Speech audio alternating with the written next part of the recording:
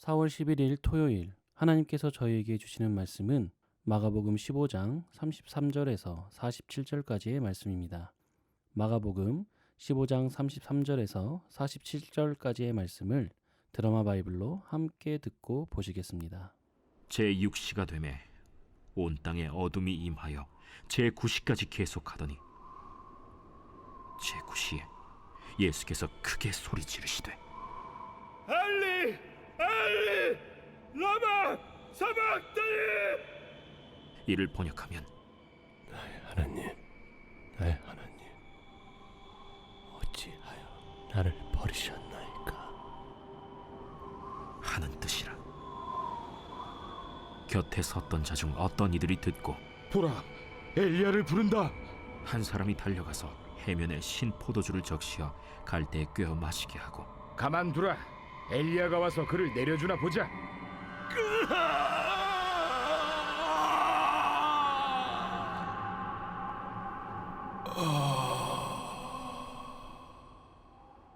예수께서 큰 소리를 지르시고 숨지시니라.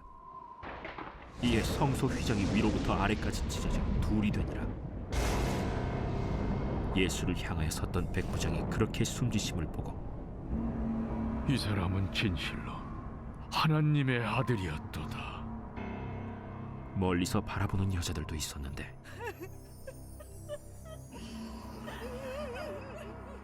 그 중에 막달라 마리아와 또 작은 야고보와 요새의 어머니 마리아와 또 살로메가 있었으니 이들은 예수께서 갈릴리에 계실 때에 따르며 섬기던 자들이요 또 이외에 예수와 함께 예루살렘에 올라온 여자들도 많이 있었더라. 이날은 준비일 곧 안식일 전날이므로 저물었을 때 아리마대 사람 요셉이 와서 당돌이 빌라도에게 들어가 예수의 시체를 달라 하니 이 사람은 존경받는 공회원이요 하나님의 나라를 기다리는 자라.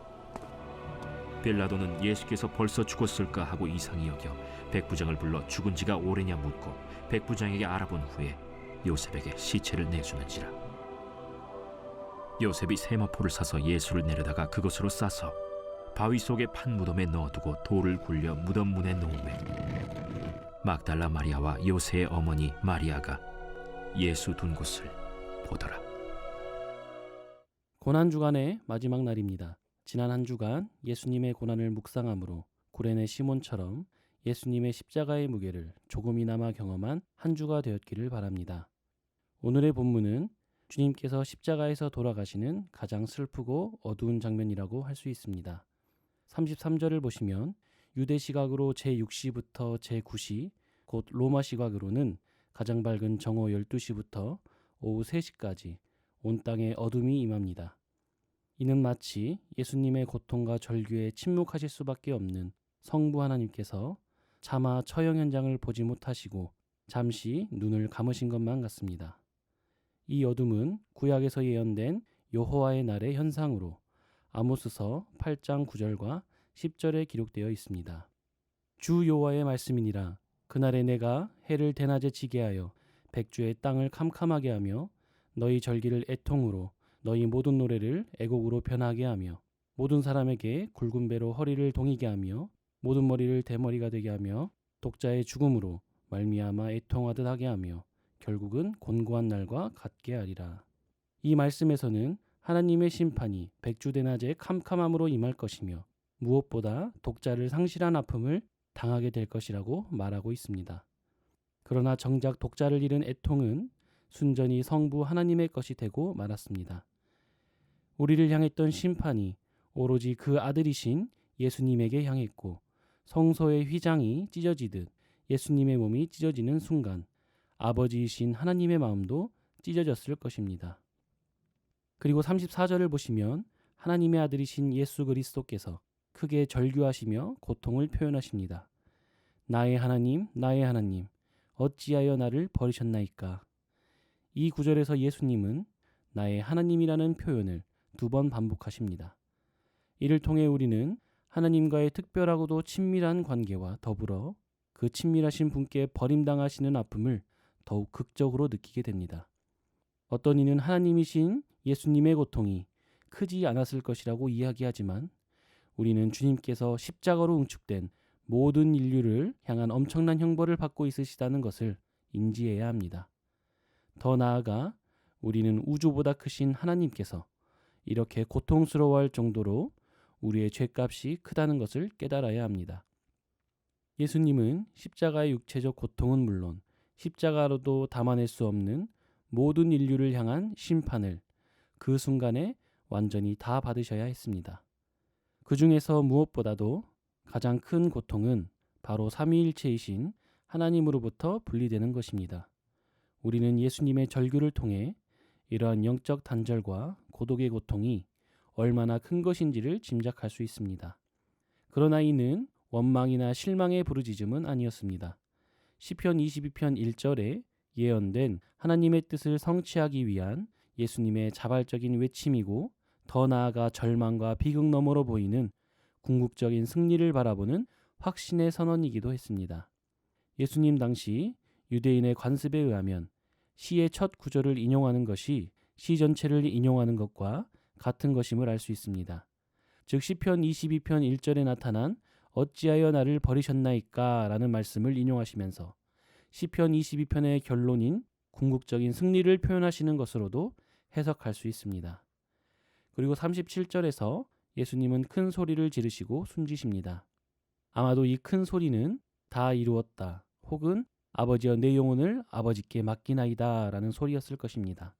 그러니 이 죽음은 하나님과의 영원한 단절을 의미하거나 하나님 나라의 실패를 의미하는 것이 전혀 아닙니다. 그야말로 십자가 죽음을 통해 다 이루어 주신 것입니다. 그 1차적인 결과가 오늘 본문 38절에 나옵니다. 예수님께서 죽으시자 성소의 휘장이 위에서부터 아래로 찢어집니다. 이 휘장은 성소와 지성소 사이에 위치한 굳게 닫힌 문이었습니다. 그런데 이러한 휘장이 찢어짐으로 굳게 닫혀있던 문이 열린 것입니다. 이를 통해 우리는 하나님과의 관계가 회복되었음을 알 수 있습니다. 예수님이 처음 공생애를 시작하시며 세례를 받으실 때 하늘이 열렸었습니다. 이때 표현된 열리다라는 동사가 스키조, 곧 찢어지다라는 것과 같은 의미입니다. 즉 예수님의 사역은 처음부터 하늘의 찢어짐을 예시하고 있었습니다. 그리고 마침내 죽으심을 통해 완전히 휘장을 찢어 하나님께로 나아갈 하늘길을 열어주신 것입니다. 그리고 39절을 보시면 예수님의 죽으심을 통해 또 하나의 중요한 사건이 나타납니다. 그것은 바로 이방인 백부장이 예수님의 숨지시는 장면을 보고 이 사람은 진실로 하나님의 아들이었도다 라며 고백하는 장면입니다. 마가복음 1장 1절을 보시면 하나님의 아들 예수 그리스도의 복음의 시작이라며 말씀을 시작하였습니다. 그런데 그 말씀이 마침내 이방인 백부장을 통해 반복되면서 확증되고 있는 것입니다. 뿐만 아니라 예수님의 죽음을 통해 곧바로 이방에 복음이 전해진 것도 의미가 있습니다. 무엇보다 예수님의 죽음을 지켜보며 올바른 신앙 고백을 한 이방인의 모습은 예수님의 수많은 이적들을 보았음에도 도망간 제자들과 대조됩니다. 이를 통해 우리는 예수님의 죽음 역시 진정으로 받아들이는 사람만이 진짜 예수님을 경험하고 그의 제자가 될 수 있음을 알 수 있습니다. 계속해서 말씀을 보도록 하겠습니다. 40절을 보시면 성경은 조롱 가득한 십자가 형장에서 세상으로부터 주목받지 못하였던 사람들에게 초점을 맞춥니다. 이들은 바로 여자들이었습니다. 당시의 세상에서 여자들은 관심의 대상이 아니었습니다. 오늘의 시대상에서 표현을 한다면 세상의 비주류, 사회적 약자, 의례 사람들, 흙수저를 가지고 태어난 사람들을 가리킨다고 볼 수 있습니다. 이 여인들은 예수께서 갈릴리에 계실 때부터 따르며 섬기던 자들이었습니다. 이들은 한결같이 예수님과 함께 예루살렘에 올라오고 무덤까지 확인한 후 부활의 첫 증인들이 됩니다. 예수님을 위해 거창한 무언가를 하지 않았습니다. 그저 예수님과 함께 있었을 뿐입니다. 예수님과 함께 있는 것, 그것이 바로 예수님을 위한 일인 것입니다.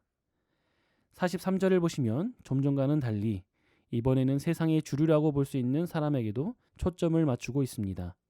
그는 존경받는 공회원이요 유대 최고 기구에 속한 자이면서 대중의 지지와 존경을 받고 있던 사람이었습니다.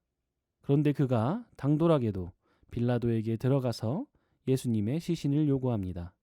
왜냐하면 예수님이 죽으신 날은 안식일 전날로 저녁이 되면 바로 안식일이 시작되어 장사를 지낼 수 없었기 때문입니다. 그래서 그는 이미 날이 저물어 있었던 그때 시간이 매우 부족했음에도 불구하고 세마포를 사와서 정중하게 시신을 모시고 온 것입니다.